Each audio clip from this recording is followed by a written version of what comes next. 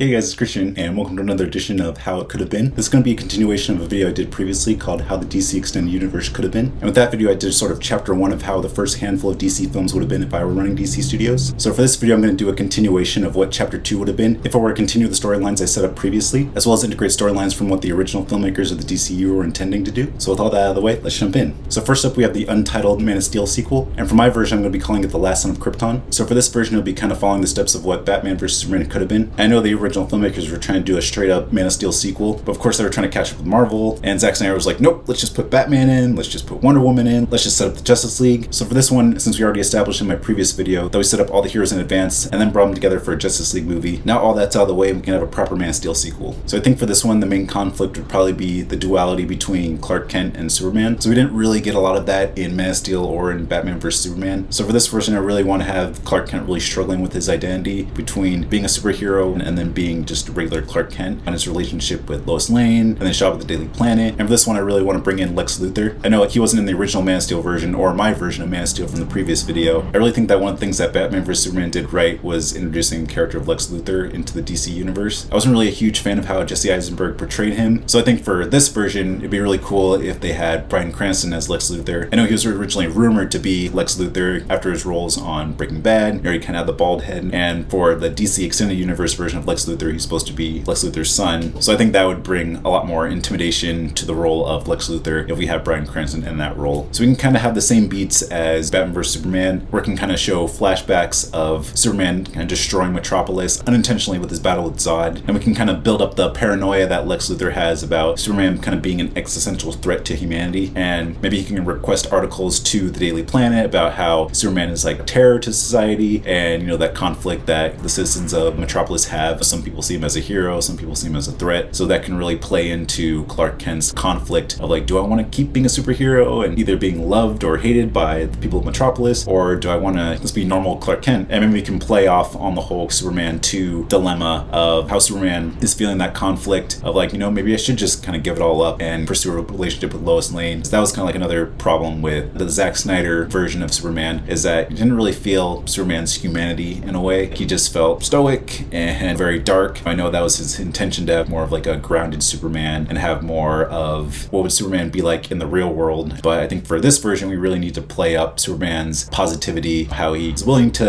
rescue the cat from the tree. I think I do have to give Zack Snyder credit for how he portrayed Superman in Batman vs. Superman, of showing that conflict and showing, how people like either love him or hate him, like I said before. So yeah, we can have the same beats play out, but instead of having Batman be the one who's trying to bring Superman down, maybe it can be like Lex Luthor can take that role, trying to disparage his name, try to find ways to bring him down. And speaking of which, I think another storyline from Batman vs. Superman that was really good was the fact that Lex Luthor was trying to salvage the kryptonite that was caused by Zod's world engine starting to terraform the Earth, and that would be a really good explanation of how he gets the kryptonite, and it can set up plot points later on in the story of him using the kryptonite to bring Superman down. And I think instead of Lex Luthor reaching out to Batman to take on Superman, maybe he can reach out to Metallo, because I know Zack Snyder had original plans for the Man of Steel sequel for like the antagonist. He had Brainiac or the Kryptonians who were banished to the Phantom Zone coming back to Earth. But I think for this Man of Steel sequel, since we already had kind of like an alien invasion storyline in that version, I think having more of like a grounded sequel would be really cool, to have more of like a human villain. So I think having Metallo would be a really cool villain. So I think having the character of George Grant be introduced in this movie, having him be like a scientist who maybe works at LexCorp, and Lex Luthor recruits him to create like an exoskeleton design in order to take on Superman. So instead of having, Batman with his exoskeleton suit taking on Superman, it can be George Grant creating the Metallo armor, having the kryptonite core, and then going after Superman. And that can be like the whole conflict, get the whole action stuff. And obviously Superman won't be able to take him on with like the flick of his finger or something, because Metallo has the kryptonite design within his suit, so that he would be much more of like a threat to Superman during the battles. So that can be the whole conflict. And then maybe at the very end there could be like a all hope seems lost scene where Metallo is about to strike down Superman, but then maybe Martian Manhunter comes in. Since Zack Snyder kind of set that up in the Snyder cut of Justice League, where Martian Manhunter is revealed, maybe he can be revealed in this movie and then help Superman save the day at the very end. They defeat Metallo, they remove George Grant from the suit, Martian Manhunter takes the kryptonite out into space, Superman realizes that Metallo was working for Lex Luthor and then sends him to jail, and then we can kind of get the scenes that were in Batman vs. Superman, but instead of Batman warning Lex Luthor that he's watching him, it can be like Martian Manhunter. So yeah, I think like overall the Man of Steel Steel sequel can follow the beats of Batman vs Superman. Just remove Batman and Wonder Woman and the Justice League setup and have Metallo take that Batman role in that movie, and then everything pretty much can play out the same way. And now we move on to the Batman sequel, and for this one, instead of calling it the Batman Part 2 like Matt Reeves intended to be, I wanted to call this one the Batman The Long Halloween, based on the comic book. And I think for this one, it can pretty much just take the same beats as the original The Batman movie by Matt Reeves. I think one notable change would be switching out the Riddler and putting the Joker in, because I feel like at this point we really need to establish the main antagonists for these different characters, because in the last one we had Deathstroke, which is what Ben Affleck intended for his original The Batman movie, but since there's no indication of where his sequel would have gone, I think this is the time where we actually need to bring in the Joker, just have that iconic villain within the DC Extended Universe. And I'm not talking about the Jared Leto wannabe gangster version, with the grills and everything, the tattoos.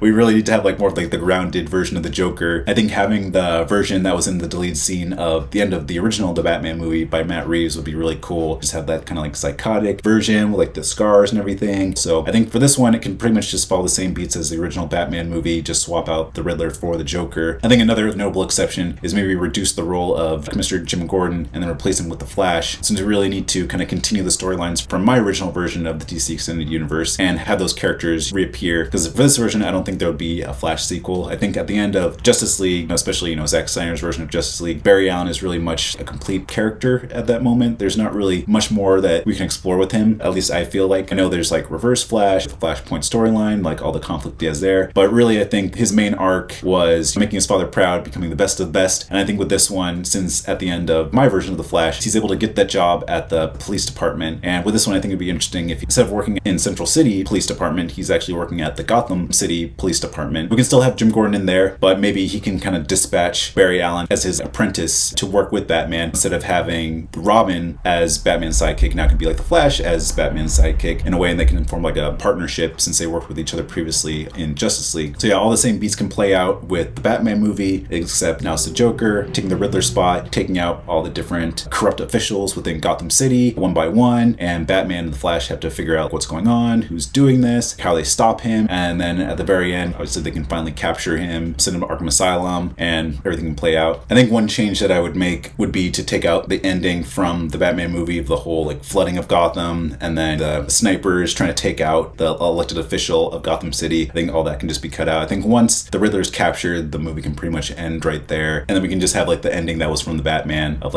Selena Kyle leaving Gotham City because she doesn't think there's hope, but Batman's still thinking that there's hope, and then maybe Barry Allen / the Flash can kind of get that hope to Batman. Gotham's still worth saving and everything, and can kind of set up future events for once they eventually come together in the Justice League sequel. And then maybe a post-credit scene can be Lex Luthor escapes from prison and then meets up with the Joker in Arkham Asylum. This can kind of be a callback to the original ending in the Snyder Cut of Lex Luthor escaping from prison and then meeting up with Deathstroke, but instead of this version, he's meeting up with the Joker, and then we can kind of start to plant the seeds for the Legion of Doom, which could be the main antagonist for the Justice League sequel. Alright, now we move on to Wonder Woman 1984, but with this version, it would be called Wonder Woman, the Goddess of the Hunt, and that's for two reasons. One, I don't think the Wonder Woman sequel should take place in the 80s, especially since I brought up in my previous video that I feel Diana coming back into society should be in the Justice League movie, and that she shouldn't come out in society in the 80s and then kind of go away and then come back. I think it'd just be more consistent if that's her kind of reemerge into society is the Justice League movie. So instead of the Wonder Woman sequel taking place in the 80s, it'll take place in modern day. It'd just be a continuation from where we picked off at the end of Justice League. And for this one, I think maybe 1984 could just be the paranoia that Diana feels within this story. And I think the subtitle Goddess of the Hunt should just emphasize Cheetah as the main antagonist. Because I think one of the main problems with Wonder Woman 1984 is that there's just a little bit too much going on at one time. I think there's a couple things that could have been changed to make it a little bit more streamlined. I think Cheetah should have just been the main antagonist. I think the dynamic between Diana and Minerva is really cool. How it starts off with them just being co-workers, not really knowing each other. Diana's obviously this undercover superhero, so she's obviously feeling kind of cut off from society. She doesn't really want to have a relationship with people. And then Minerva is this new employee at the Smithsonian and doesn't really know anybody. She's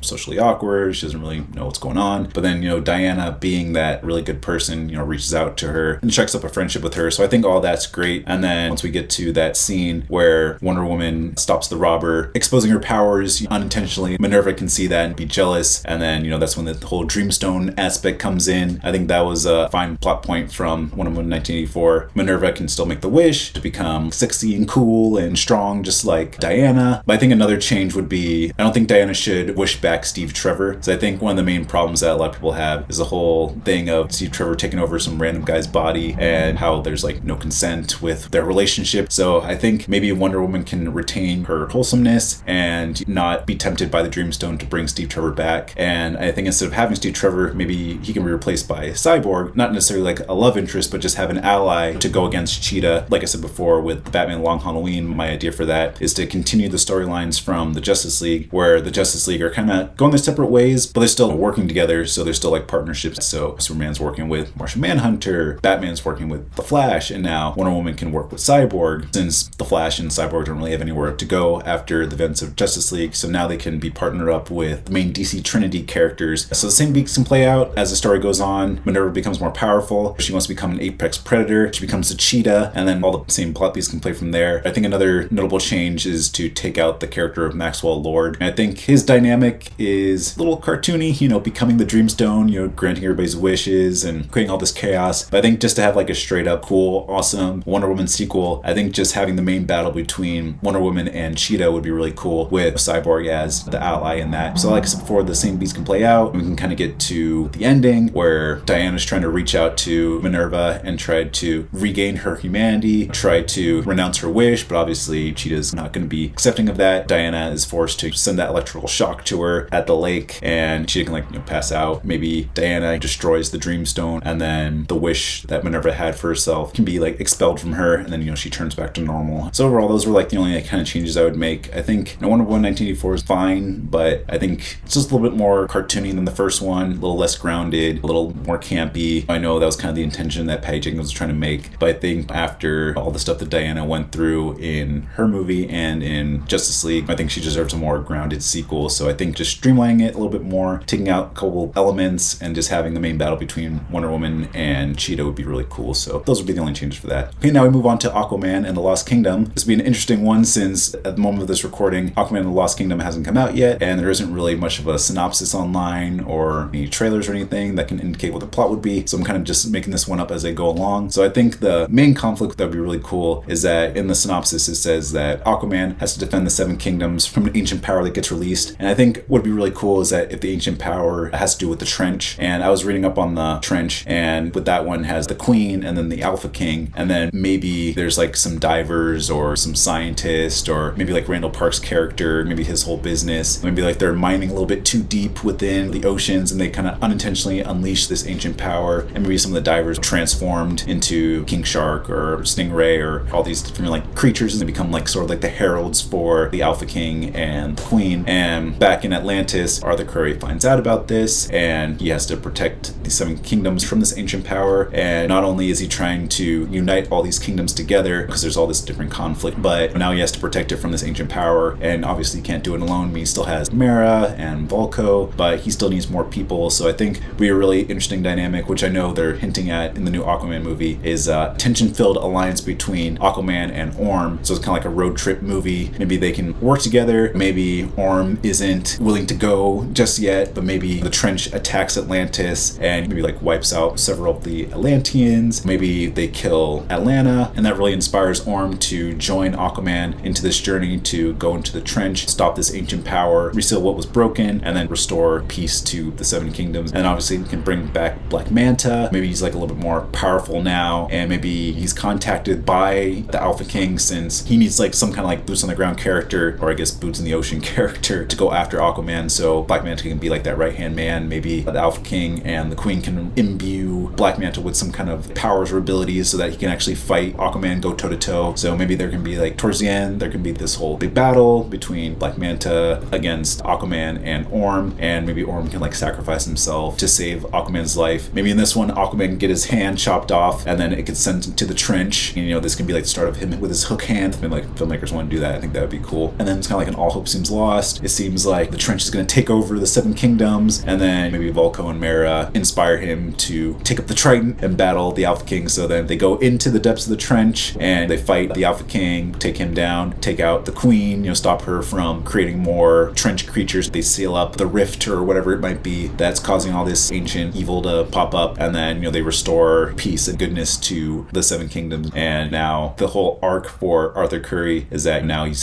seeing the darkness, not only within Atlantis, but also just like the oceans in general. And that could really inspire him to take everything like even more seriously about his role as king of Atlantis and just try his best to restore peace to all the realms. So I think that would be really cool if they did that. All right, now we move on to Green Lantern Corps. And I know originally they were trying to have a Green Lantern Corps movie just based on the failure of the original Green Lantern movie with Ryan Reynolds. So I think for this one, it would just be just a complete reboot of the Green Lantern storyline. I think with this one, obviously what they were hinting at with the original Green Lantern Corps is to have a team up between Hal Jordan and John Stewart as the new Green Lanterns. Like honestly, you could have the same plot beats as the original Green Lantern with Ryan Reynolds, just with some significant changes. I think one of the biggest changes is instead of having Sinestro be Hal Jordan's mentor once he actually, takes the ring and goes to Oa, it would obviously have to be John Stewart. And I think another change, instead of having Hector Hammond be the main antagonist, would be having Sinestro take that role. So it'd be more of like a space adventure rather than Hal Jordan traveling back and forth between Earth and Oa. I think it'd be cool if the entire thing mostly takes place in space. Like the first act could be getting to know Hal Jordan. He's like a hotshot test pilot and everything, and he stumbles upon Abin Sur, and then Abin Sur kind of gives him that warning of like, you need to be the next Green Lantern because I'm dying and I need someone to protect this sector. And that can be like his whole conflict, his whole call to adventure, and then his whole refusing of the call. Takes the ring, takes the lantern, takes it back to his apartment, says the oath, and then he's suddenly transported to Oa, and then eventually he meets with the mentor, meets up with John Stewart. John Stewart obviously doesn't believe in him, and then the other lanterns are like, no,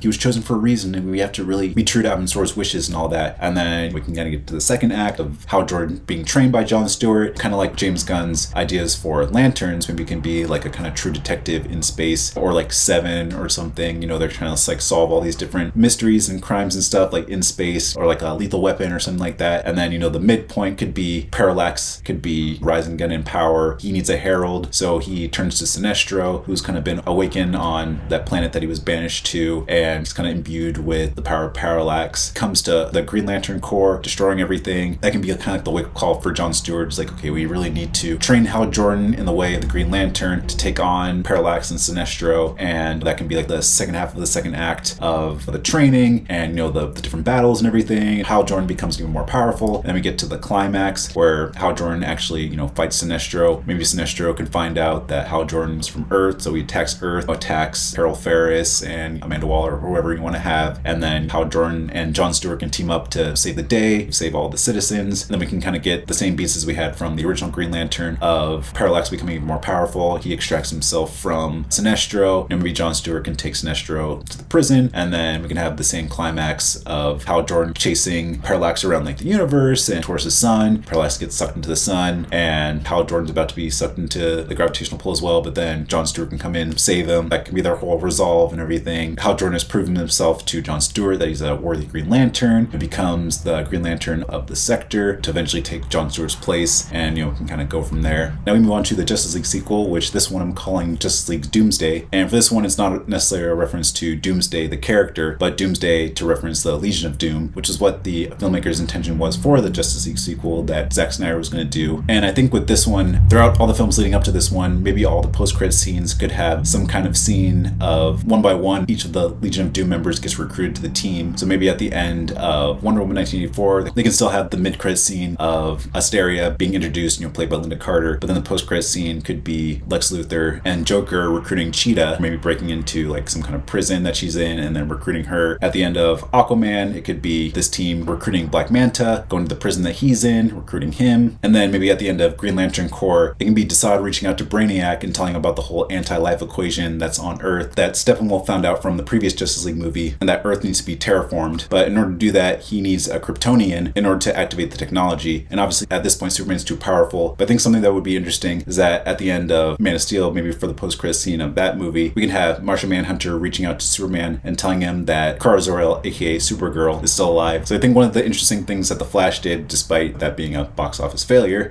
is that they introduced the character of Supergirl. And in that movie, they were playing on the storylines from the original Flashpoint of Superman being in that facility, being all skinny and everything, experimented on not being able to see the sunlight and be at his full strength. So I think that'd be an interesting plot point for the Justice League sequel, is that maybe the inciting incident is that the Justice League find out that Kara Zor-El is still alive and that they go to the Siberian facility to rescue her. And then once they actually rescue her, they can actually run into the Legion of Doom. And now we have Brainiac, Sinestro, Black Manta, Joker, Lex Luthor, and Metallo. So we can have our whole big opening battle battle between the League and the Legion of Doom, and then maybe at like the last minute, maybe Hal Jordan can like swoop in and protect the League from the Legion of Doom members. The Legion of Doom obviously realizes that the League is a little bit too powerful at this point, so then they kind of retreat. The League rescues Kara Zor-El. They go back to Wayne Manor, which is now being assembled as the Hall of Justice, and they kind of discuss what their new plans are. Not only are they trying to protect Kara Zor-El from the Legion of Doom, but now they also have to fight the Legion of Doom, so that can be the whole conflict. Maybe Superman is like trying to reconnect with Supergirl, tell him about humanity and everything, and then at the same time, Kara can tell Superman about what it was like on Krypton, living there, and they can kind of rekindle that lost relationship that they never had before. And then on the flip side, you can kind of have Batman kind of suspicious of Kara, not really knowing, is she safe, is she not, is she a threat, is she an ally, and that can kind of maybe set up the conflict for a future Batman vs Superman movie of like the whole conflict between Superman and Batman with what they should be doing with Supergirl. And then as the story goes on, the Legion of Doom can like attack Wayne Manor, the Justice League just barely get out alive. Maybe they can like travel to the Fortress of Solitude or something for safety there, and then it kind of gets revealed what the whole plan is that the Legion of Doom wants, is that they want to capture Kara Zor-El and use her to restart the disabled world engine that was in the Man of Steel movie. Maybe Lex Luthor can be taken out on parole or something and kind of restart LexCorp. Maybe he's kind of using that as a front to rebuild the world engines. Maybe like he goes to Metropolis, has like a whole like construction site there to secretly rebuild Zod's world engine, maybe like a more compact version. And then on the other side of the world, around like the Indian Ocean, he can send like a bunch of his team members there to reassemble that so they can start terraforming the Earth again, so that once Desaad arrives, you can finally take over the world and everything with the anti-life equation. So that can be like the whole Legion of Doom's storyline, because I know in the original one, Zack Snyder was wanting them to summon Darkseid and have him take over the world, have them kill off Lois Lane, and Superman freaks out and becomes evil Superman. But I think those story elements should be saved for a third Justice League movie,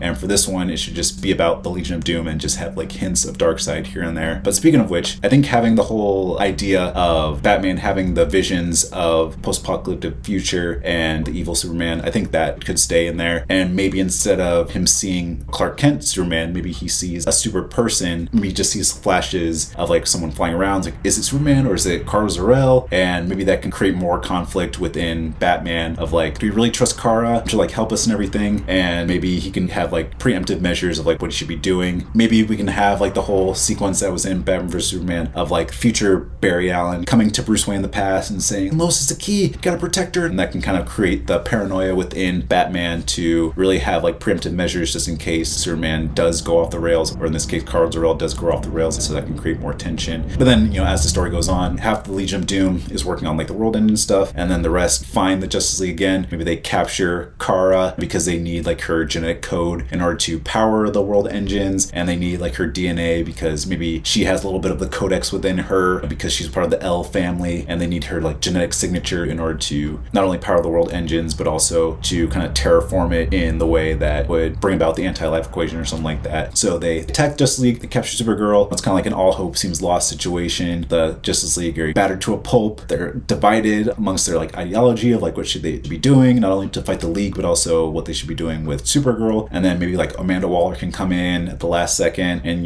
kind of like reunite the team. It's like, hey, you guys are a team, we made this team for a reason. You guys are here to protect humanity and be the heroes that you're always meant to be. So then the League are inspired again. They find out where the Legion is assembled. They rescue Kara. They come up with plans to stop the world engines. Half of them go to the Indian Ocean, half of them go to Metropolis. And even though they're trying to save the world, like there's obviously a lot of collateral damage, a lot of like backlash. A lot of people are not trusting the League because Lex Luthor can be back in society and he's kind of like bad mouthing the League and everything. And then maybe he can like make it so that like the Legion of Doom are like the good guys or something like that. So we have like these two kind of parallel stories going on. Maybe like Superman, Supergirl, Green Lantern, and Martian Manhunter are like at the Indian Ocean and they destroy that world engine. They're going against Sinestro, Brainiac, Black Manta, and Cheetah. They defeat them. And then on the other side, Batman, Wonder Woman, Flash, Cyborg, they stop the world engine in Metropolis. They fight off Lex Luthor. Maybe he's in like the metallo armor or something. The Joker, he'd be setting off bombs here and there. They defeat them. In the Indian Ocean, Aquaman can like be sending the oceans to destroy the world engine and everything. So they finally destroy the world engines. Brainiac is obviously feeling furious. Maybe he and Superman can have like a one-on-one battle, but then Superman just isn't a match for Brainiac, so then Supergirl can come in and prove herself, and the two of them can fight Brainiac together because maybe Brainiac reveals that he's the one who destroyed Krypton in the first place with his technology or his terraforming weapons or something like like that. And now Superman and Supergirl are teaming up on a vengeance mission to not destroy Brainiac, but like to stop him. So they finally stop him, they subdue him. At the very end, the Justice League members can go their separate ways again. Superman and Supergirl can arrest Lex Luthor again. You know, maybe now he's more in like a high security prison, and then they form like a mentor-mentee relationship to become the next super people to defend humanity. Maybe Batman, Wonder Woman, Flash, and Cyborg can like stay within Wayne Manor. Now it's officially the Hall of Justice, and they could be the temporary Justice League while these other superheroes are away and like stop the small crimes and stuff. Obviously, Aquaman can go back to Atlantis, be the king, and protect the Seven Kingdoms. And then maybe Martian Manhunter and Green Lantern can team up to subdue the intergalactic villains, Brainiac and Sinestro, and then take them to like a maximum security and like watch over them, make sure they don't break out. And maybe we can like cut to Darkseid, obviously very furious. His plan B failed. And then now maybe this time his army's finally built up, his parademons are built up, his right-hand soldiers are finally, you know, at their most powerful. And then maybe they can just form an invasion of their own, you know, to like travel from Apocalypse to Earth and, you know, just take it over that way. Or now with this whole setup of Apocalypse using Superman to destroy humanity, that can be like his backup plan. And then maybe like a post-credit scene could be Bruce Wayne has another nightmare, kind of like the scene that was at the end of the Snyder Cut of Justice League, of like Batman and like half the Justice League members on the fringes of the post-apocalyptic world, and, you know, maybe working with the Joker and, you know, Deathstroke, and they have to stop evil Superman. Then, you know, evil Superman finds them, and it's kind of like, oh, what are we gonna do now? And then Bruce Wayne wakes up from his vision and then realizes like, oh shoot, I really need to put my plans into action of potentially stopping Superman just in case, you know, Darkseid does come to Earth and use Superman to destroy humanity. So I think that would be a really cool setup for that. And that's the end of the video. Thank you so much for watching. If you have any ideas of how the DC Extended Universe could have been, be sure to mention in the comments below. And also mention what's your favorite DC Extended Universe movie. But thanks again so much for watching. Be sure to give this a like and subscribe for more videos, and I'll see you next time. Bye.